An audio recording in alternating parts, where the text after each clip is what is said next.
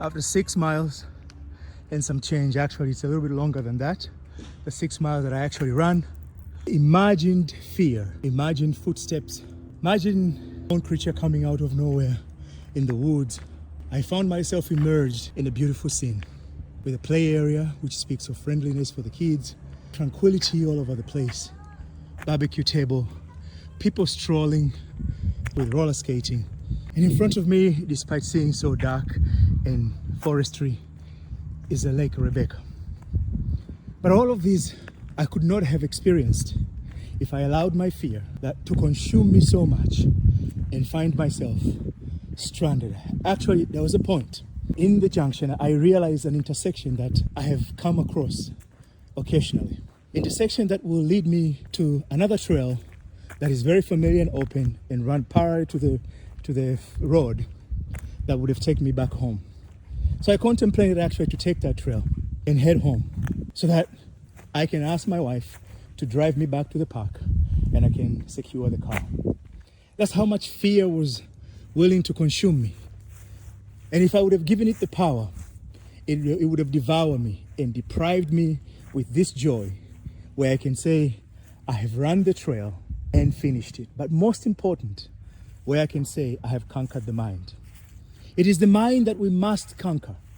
It is the idea that holds us hostage that we must overcome. It is that very perception that apparently negative thing is right before us.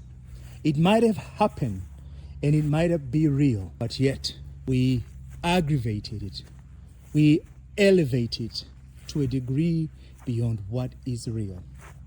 But the choice is ours at each and every intersection, as it was for me along that stretch path of about, I don't know, it says it's 13 miles. But I didn't walk many miles. I ran most of it. 98% of the stretch I ran. But what it reveals is the fear, the perceived reality based on that which we imagine.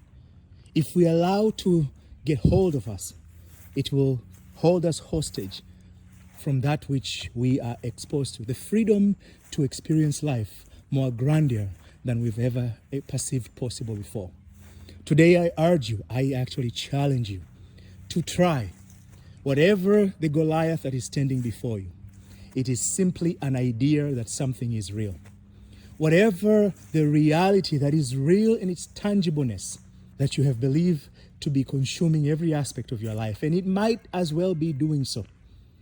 But at this very moment, I encourage you, I implore you to consider otherwise. Think of what you would like to have instead of that perceived Goliath. The victory of financial freedom. And if such is so, I have put together a 30-day challenge that is coming up. I just want to let you know, it's a secret yet, but a 30-day challenge to financial freedom, that you can take it, but you have to be committed. You have to give all your best for 30 days, because I have done so. It's about almost 8. I started running about 11 or so. 10, I apologize. I could do so because now I'm experiencing the financial freedom. I'm not tied to a particular hour of performance. Rather, I am producing value. So my performance is not based on a particular time of work. It's based on value creation. I've changed the economics of myself, and we as a family are changing our economics, improving our welfare, both financially and most important, mentally.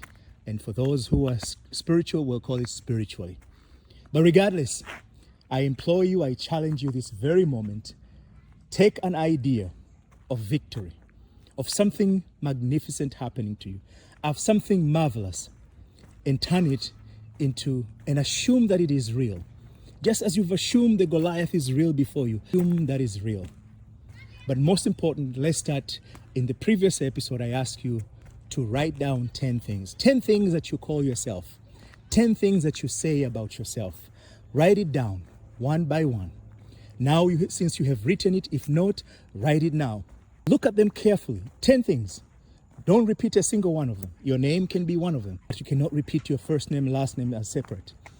And then now you have those things. Go through that list. How would you like to call yourself otherwise which is contrary to the list you have. Write 10 things you would like to call yourself or identify yourself with.